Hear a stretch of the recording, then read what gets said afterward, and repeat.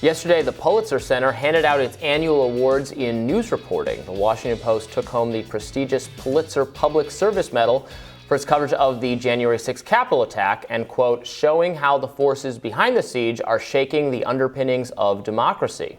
However, the New York Times won the most prizes of any outlet, including the Investigative Journalism Award for their coverage of U.S. drone strikes on civilians in the Middle East. The outlet also won the Criticism Prize for their analysis of the expansion and impact of the Black Lives Matter movement into culture, entertainment, and art. These prizes kind of remind me of like the Oscars. It's like they don't matter. And they're just giving them out to people that they side with, that they agree with, that are with them politically and culturally and their agenda. And it's like, I don't remember having any specific issues with those two papers' reportings on those specific issues. So their reporting was probably very adequate. Was the Washington Post coverage of the January 6th stuff so much better than other mainstream media outlets? I'm not sure I would have said so, but okay, maybe it is. The interesting thing, obviously, it's not like it counts against you if you have bad content on other subjects, right? So they're comparatively not so compelling reporting on, Hunter Biden laptop, or taking too long on that, or the New York Times recent reporting on Elon Musk I found kind of somewhat suspect, or other subjects, or their framing of the Ukrainian labs is just, you're totally insane if you have some questions about what's going on there. But none of that matters, I guess, if you just produce one good story or a series of good stories on a subject that the prize committee likes. Yeah, it's tough because there have always been good journalists that work at institutions that I think are rightly criticized for various reasons. You had people like Chris Hedges, who was considered to be a leftist hero, doing Middle Eastern coverage for so many years before he was let go, in part because of his politics.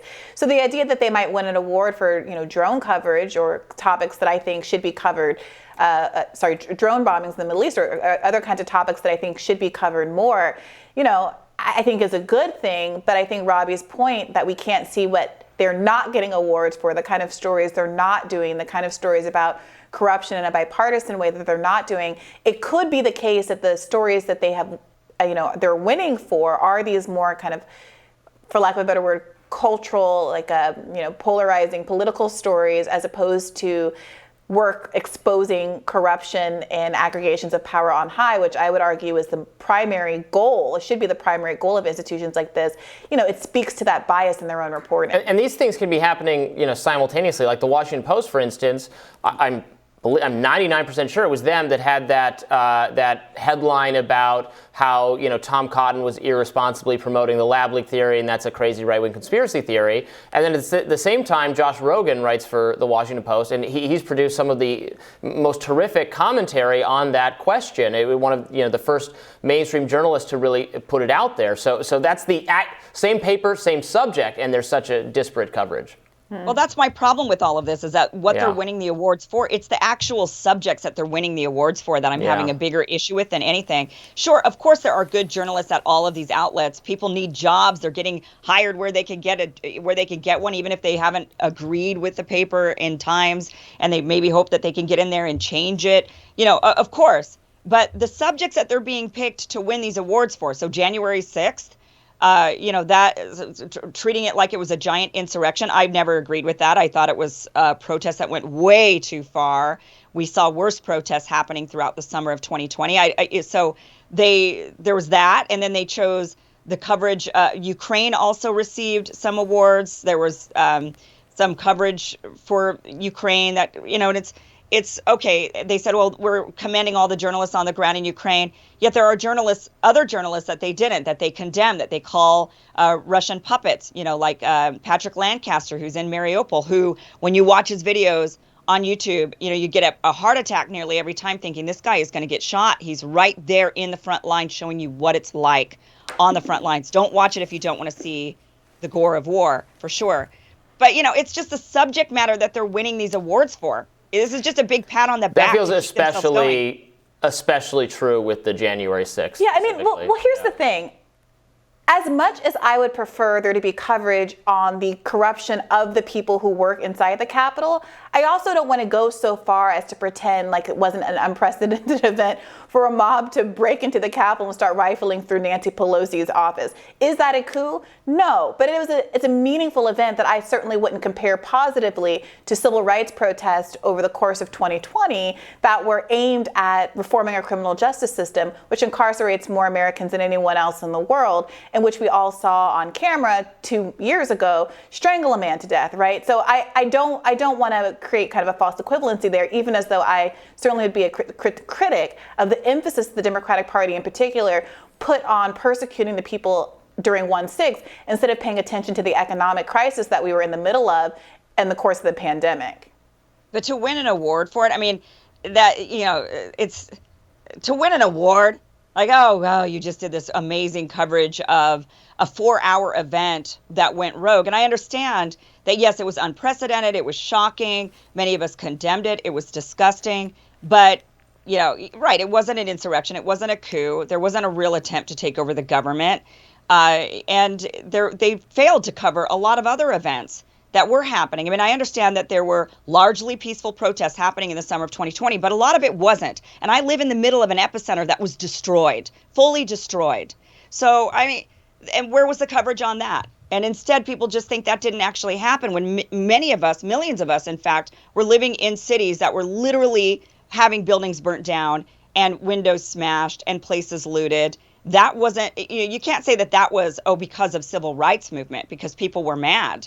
I mean, there was more to that. There were people taking advantage of the situation, just like they did January 6th with the Capitol. People were taking advantage of it. I read that coverage, and perhaps some of that coverage is Pulitzer worthy. I certainly consumed quite a bit of it, and it sounds like you did as well. I wonder how much of the 1/6 coverage, because I know that I personally was not as invested in it and didn't read as much of it, but I wonder, you, Kim, and Robby, how much of the 1/6 Pulitzer winning coverage did you consume? I mean, I was there. I went. I attended I was covering it, and I didn't need any coverage of it to convince me that it was bad, like really bad and shot. Like I also condemned the protests over the summers and the amount of destruction and violence, which I thought was not nearly tallied by the mainstream media to the extent it should have been, and deserve far more condemnation in the sort of mostly peaceful framing. All bad, but then yes, also then what happened at the Capitol was also like extremely bad, and even if it didn't, cause as much, I guess, destruction by volume, because it's just one building. It is like a very pivotal government building, and being a riot taking place among people I was absolutely assured would never riot, where Republicans would never do this. Republicans are polite protesters. And then they went and did that. And I unlike probably a lot of people on the right, absolutely hold Donald Trump responsible for it. I don't know how absolutely his fault. I mean, I just don't know how you could avoid January 6th coverage. So, I mean, I felt like we were forced to consume it for months on end. That's interesting, because I was trying to avoid it in some ways because I had my other priorities. But I did watch, for coverage for my own podcast, I did watch the hearings, and frankly was surprised by all of the facts that I didn't know because I wasn't reading that coverage. So I do think I want to be open to the idea that there was reporting that was meaningful, reporting about some lapses in security that are pretty significant and galling.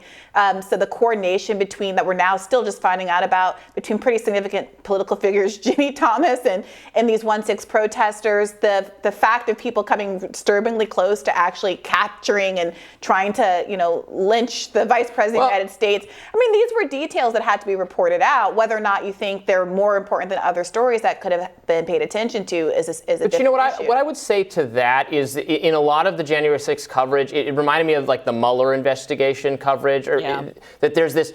It's a mystery about to be solved, and just wait for more. We're getting to the bottom of this. But we actually kind of know what happened, and happened from the beginning. Like, Donald Trump gave a very provocative speech after he'd been saying a lot of things that were not true, and then some subset of his supporters who were there got really carried away and did this really bad thing. It's not like there's a framing about it that like what was going on beneath this, what was the agenda, what was the.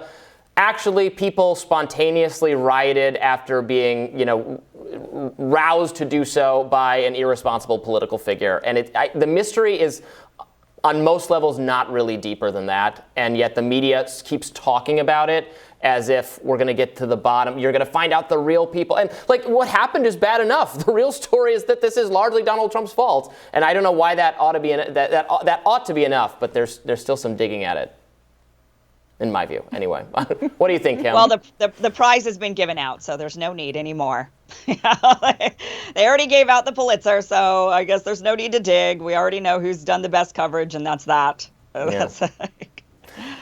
All right. Well, we'll have no Pulitzer for Rising, sadly. Yeah. Did you get one in the mail, Briahna? No, but I'm sure I just haven't checked my mailbox for bad faith recently.